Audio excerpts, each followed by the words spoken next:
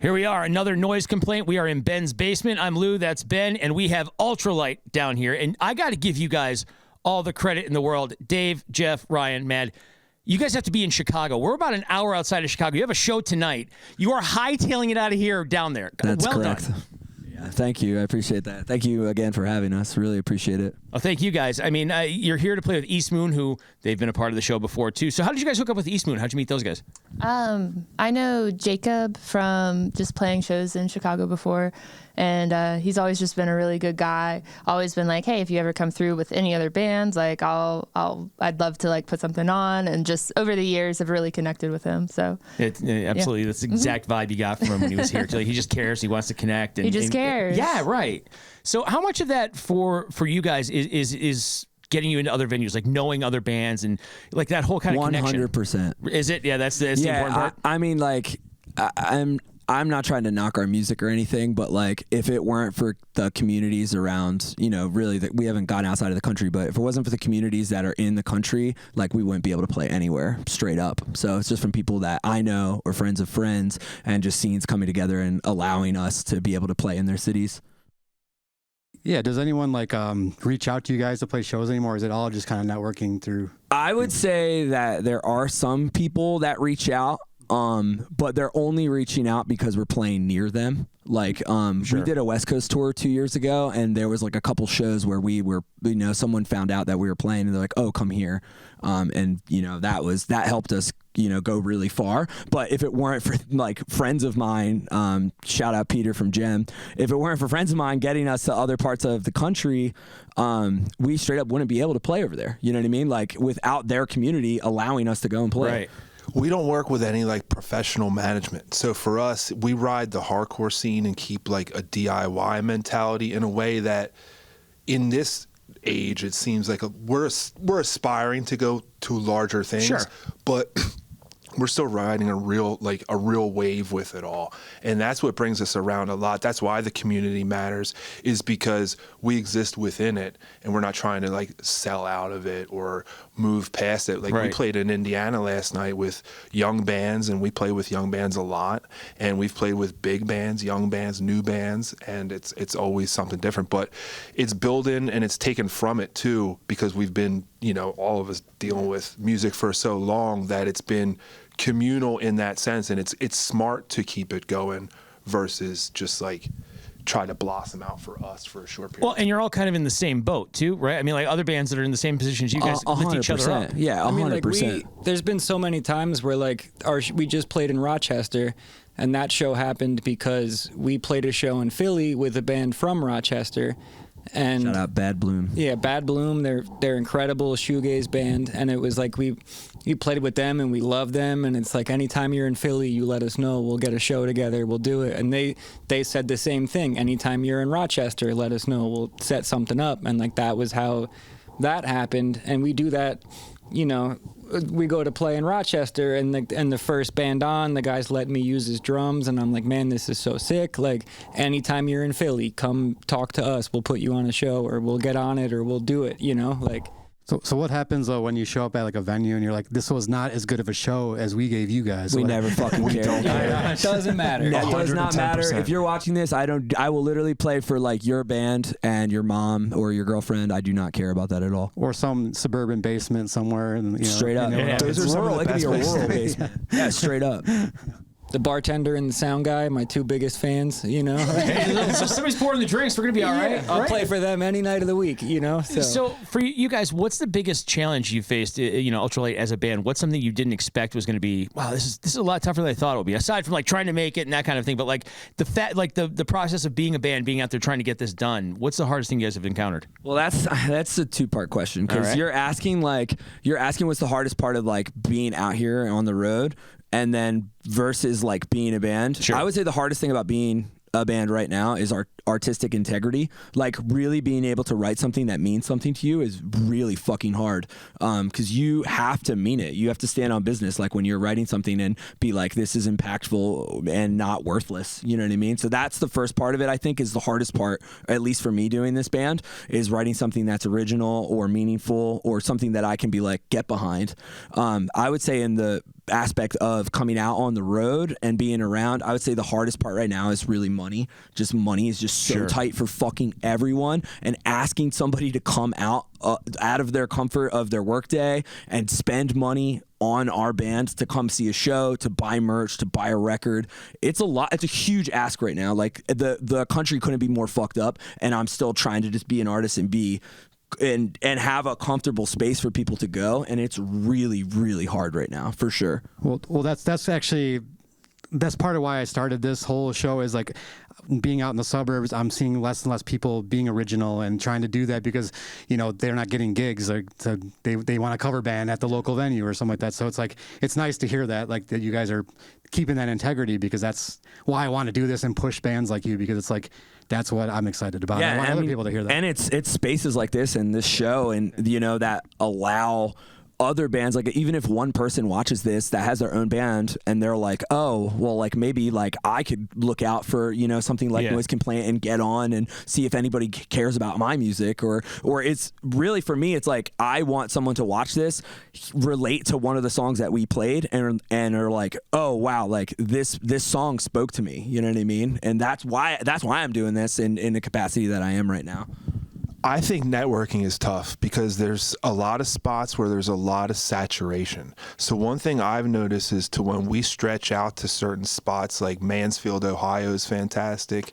That spot in Indiana, it's like you see a different demographic of people who come out because there's less to do. So in spots that seem like more metropolitan, like in Philadelphia, we might play shows in Philadelphia that have like a decent attendance, and then some that are hit or miss. And then you play a spot like we played last night, and it rivals something in a metropolitan area as far as attendance goes. But as far as networking and like that thing with the internet and like a lot of things, as easy as that has made it, it's also made a lot of people jaded and careless. So it's hard to keep solid communique going as it becomes frivolous. True. Well, and that's the one thing, is as you travel out of your like little, like, you know, little network of people, like where you live, like you do find other people that are really into your music that you wouldn't have known about, and it's like, it just gives you that opportunity to like find other crowds of people that are into this kind of stuff, that you don't get stuck in your little network of people that are like, you know, like this is cool, but you know. We don't really share a lot of interest communally as a band either. So we're individual pieces creating something different in general. So it's hard to say, like, we don't all wear the same t-shirt. We don't all eat the same. We don't all look the same. We don't have the same attitudes. And it's been the energy behind that has kept us from being just another band that is X, Y, or Z. It kind of like keeps it just enough different to be our own special thing, and we aspire for that because it's hard to not get lumped into the shoegaze scene, be an emo band or be this. It's like we want to kind of like step aside from the trends a little bit, especially in Philadelphia at times, because the saturation, and it does well for us to get us into different rooms with punk bands, jangle pop bands. We've played with hip hop artists, we've played with sludge metal bands, we've done it all. Dave, you said something really interesting a second ago too, like almost about the authenticity of the lyrics, right? Not just, you know, chat GPTing lyrics and putting them in music, and there we go. God, no. Never. So that leads me to my question about your writing process. Are you guys riffs first? Are you a collaborative? How does the whole thing go? You just released 2 songs this month, and you have a whole, I think there's more coming next year in 2026. So what's that whole process like as a band? I would say I primarily write lyrics first, mostly. Which is funny because these 2 songs are not written that way. These 2, I would write a riff, and then I would write lyrics, what I thought would fit that riff, and then we went off of that. But primarily, I'm writing lyrics first, and then once I think that I have something going conceptually, that's when I'll push for a song with the rest of the band, typically. But Would You Kindly and Boldly Said, But I Remain Unconvinced were I very love that much... title. Sorry, I love the like phrasing of it. Yeah, they're World of Warcraft. I had no quote. idea. Really? Yeah, it's a World of Warcraft quote. All of the song titles for our new album will all be quotes from video games that I love. So Would You Kindly is from BioShock, and Boldly Said, But I Remain Convinced is from the Burning Crusade, World of Warcraft. That's a rad Easter egg. I love that. I do love that. But yeah, so that's that's kind of how it goes, really, is that, I'll come up with something that I think, I can get behind conceptually and then push forward. For these songs too, after I just kind of revealed our kind of thing, even though it's a video game quote that I'm kind of writing, at first I wasn't really writing to it, and then I started to learn that I can take my lyrics and put them to the song. So Would You Kindly is about manipulation, and in the game, would you kindly is your trigger phrase in the game. So he would say to you, would you kindly, do this task, and you would do it. And at the end, the big reveal is, would you kindly beat your head like with a golf club? And that's where that golf club comes from. And you kill yourself essentially because the dude tells you to. And the song's about manipulation. And Boldly Said, I Remain Unconvinced is about addiction. And it's about how no matter how many times someone can say the same thing, you're just not convinced. So I took that quote and spun the lyrics off into something that made sense with what I was writing about, and it became so organic and easy for me to take a quote that I really love that I would tell you about in confidence and be like, this is so awesome, I love this thing, and then write a whole song about it. And a song with feeling and emotion that fits what I'm trying to get across. So comparing this to Enjoy Your Time in the Sun from 2023, like, is this kind of a better experience, different experience? I would say just different. I mean, the band is evolving. We lost our one guitarist earlier this year. He didn't die. He just quit. Joe's my good friend. Him and I just had some musical differences, and he parted ways with the band. But the band is just slowly evolving and just changing sonically to something else. But I still think that we still sound like Ultra-Lite. We're not getting away from the songs. Just on a sonic level, we are just evolving into something else. Dave told me he wanted to sound more alternative, and I don't think that alternative personally is like one band sound, because like back in the day on like Y100 you would hear dude, Y100 was rad back in the day. That station rocked. But you would hear like Oasis, Savage Garden, Stone Temple Pilots, maybe 5 or 6 Nirvana songs, Smashing Pumpkins, and then like Ace of Base, you know what I mean? Yeah. And that was considered an alternative station. So when it was like, I want to be alternative, I was like, we can't really pigeonhole that into, I want to sound like one band. It was more of a mindset or an attitude. So when I talked to Dave about that on the phone, it was like, maybe you should think more alternative, like in a way where it's like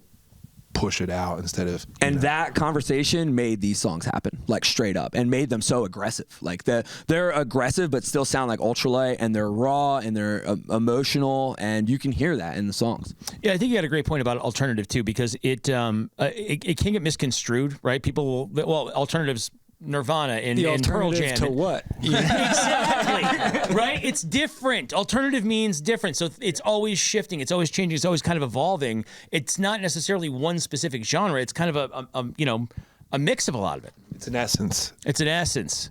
Yeah, it's a great way to look at it. So right now for Ultra-Lite, what's your favorite song to play live? Mine's Boldly Said, for sure. I think we're ripping one of our new unreleased ones really well on the road, and it's going really strong. But of the ones on the record right now, I'm really liking Would You Kindly. Yeah, I was like exactly what Ryan said. We were playing this new one called It's Super Effective, and it's like, to me, it's the fast one in the set. Okay. So I really enjoy busting that one out. Like drumming, right? Too, you get to like really open it up. Yeah, like I really let loose, and like it's one of those songs where it's like we got to put it a little earlier in the set, because if it's at the end and I'm like my arms are hurting, it's a tough song to play. Yeah. So I really like playing that one, and I feel like the room kind of feeds off it too. I really love the new songs, and they're great. But as kind of the fill-in for now, I'm really enjoying playing the older songs, and playing XXX is just really fun because that's one of my favorites. It rocks. It has just like full chords, and so I could really like slam on it and just like get lost in the song, and that's really cool to me. I don't have to think as hard. When I think, I kind of like yeah, right. I know exactly what you're talking about. For you guys as a band, Ultra-Lite, what do you guys prefer? Are you a cassette? Are you a vinyl? Are you just a digital? Like, is there one specific medium that like, yeah, that's the way to do it? Because you guys have vinyl and everything that you've brought in for us. So this is amazing. I'm a vinyl guy, always have been, but I have been enjoying cassettes recently. I go up to like a cabin in the woods that has no electricity, so I have a little battery-powered boombox, and so I've been buying a bunch of tapes just so that I can listen to them up there. But anything where I can flip the record it's important to me. I love hearing the difference between the A and the B side. Sure. And being able to say like, oh man, this record's front loaded, or like this one's a sleeper because the B side is like so good. You know, like I just love flipping it. I want to add to that too. I am very big on albums. I'm not really like a singles guy. Like I don't really listen to a single, and I will, but like honestly, like I think when I listen to most music, I'm gonna listen to an album kind of front to back. I kind of just put it on. So I'll spin a record with my buddy Marty Black Guy, and he makes hi-fi systems, and we'll just put a record on, let it spin, and then do the flip like Jeff's saying, and really get to appreciate each side of the record and see what people put into it. So I would say I'm more so that speed as well. I'm more a record guy than I am tape. I got tapes, but I'm not listening to them. I'm on the treadmill with the Walkman. You know. Convenient, yeah. Yeah. I actually listen to a lot of long-range AM radio, and I'm a huge fan of Art Bell, and I have a lot of sleep problems, so I'm up at night and I listen to Coast AM, and that's been something that I've listened to for decades now. So for me, I love the warm, like you can hear like a spaceship going over top thing interrupting the signal, and like to me it's kind of like scratches that itch of lo-fi, but it's also really warm. And so like I like tonality, and like a lot of the stuff that I get out of listening to like an old Rod Stewart song on an AM radio, when you bump it and get on the wrong station, it sounds beautiful. And it's like a lot of music to me. I use vintage amps. We all tend to, but I love the vintage sound. And that's not even just like something that sounds tape and warm and fantastic. It's like standing outside the garage smoking a joint, hearing, you know, like the Rolling Stones playing in the garage type of a thing. It's like having a lot of ambiance to the sound. So for me, I tend to be a little bit hypercritical of clarity, and I don't think modern production is all too fantastic. I like certain parts of it for certain types of music. I think hip hop sounds really great right now, but like I think that for me, I love old vintage warm tones. So I listen to a lot of AM radio. So for you guys, for anybody that doesn't really know Ultra-Lite, and they're just getting to know you guys, what are some of the genres of music, I guess really is alternative we've been talking about, but what are some of the artists that have hit you guys the most, that really inspire you guys? American Nightmare. Shout out Wes. For me, shout out Alex. Sleep. The band Sleep. I met Al Cisneros, and a lot of my setup comes directly from talks him and I had, and bands like that. And then I like a lot of old honky tonk music. I'm a giant Hank Williams fan, and Graham Parsons and the Flying Burrito Brothers, stuff like that. So I bring a lot of like bass playing that's a little bit of those older guys who are into jazzy type things. I like to think a little bit more complex, and I got that from a lot of older music myself.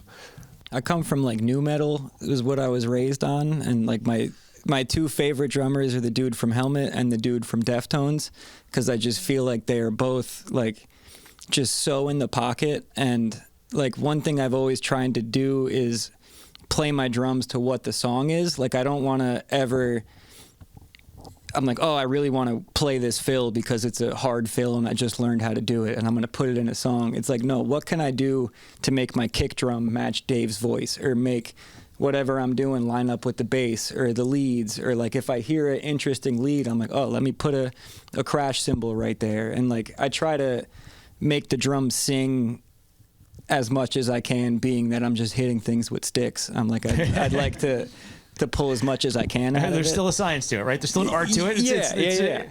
But like, as far as sonically goes too, like when it comes to music, Jawbreaker's like one of my biggest influences as well. Right on. And I feel like the way Blake just writes songs, he can just like stay on a topic and make the guitar sound interesting the whole time while still talking about the same thing for so long. And I think in our songs, I take a lot of liberties because of his writing, you know, with Jawbreaker, with Jess to Brazil, stuff like that. Like, I really feel like someone that comes from an alternative band that I really love like that, I can tap into what he was tapping into without biting it, you know? Yeah.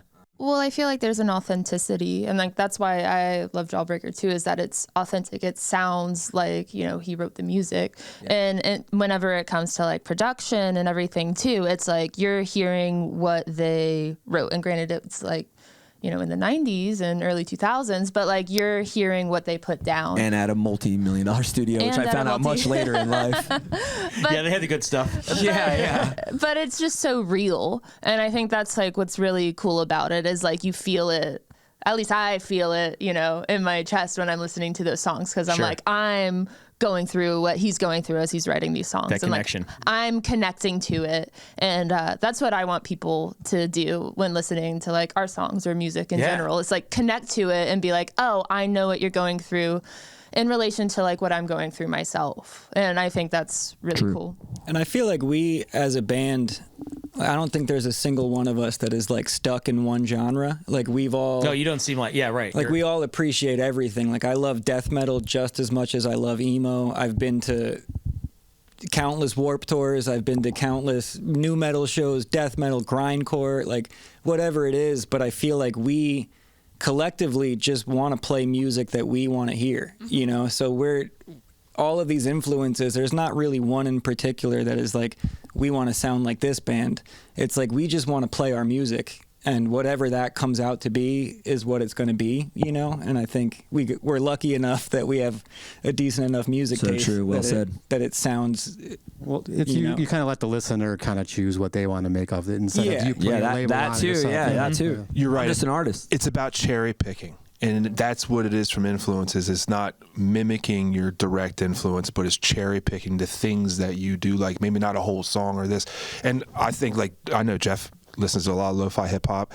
I listen to a lot of Tupac, and so there's a lot of attitude behind that. But attitude is another thing that you can cherry pick from places. And talking about alternative and whatnot, it's like, alternative to what, the normalcy. So it's like you pick different blends and you get different output from that, and that's something that you see here and you hear. So true. You go into recording, we're just like, dude, I don't want the drums to sound so polished, man. And dude just like wide-eyed at me. I'm sorry, bro. Sound guys hate us. I mean, true. I if you want us to play your city, we're gonna be annoying. We're not turning down. So I'm not going to do any editing. I'm just going to leave it raw as I can for you guys. That's true. We appreciate that very much. So you guys, if people want to find you on Instagram at Ultra-Lite Alternative, and you should guys, head out and head back up the Schuylkill, back to Philly. What's one thing people should know about Ultra-Lite if they don't know anything about this band? We are new alternative music. Boom. Ultra-Lite, Noise Complaint. Ben, Lou, thank you guys for being here. Yeah, thanks for having us. For real. Thank you so much, guys. Thank you very much. Have a good show. Cool. Thank you.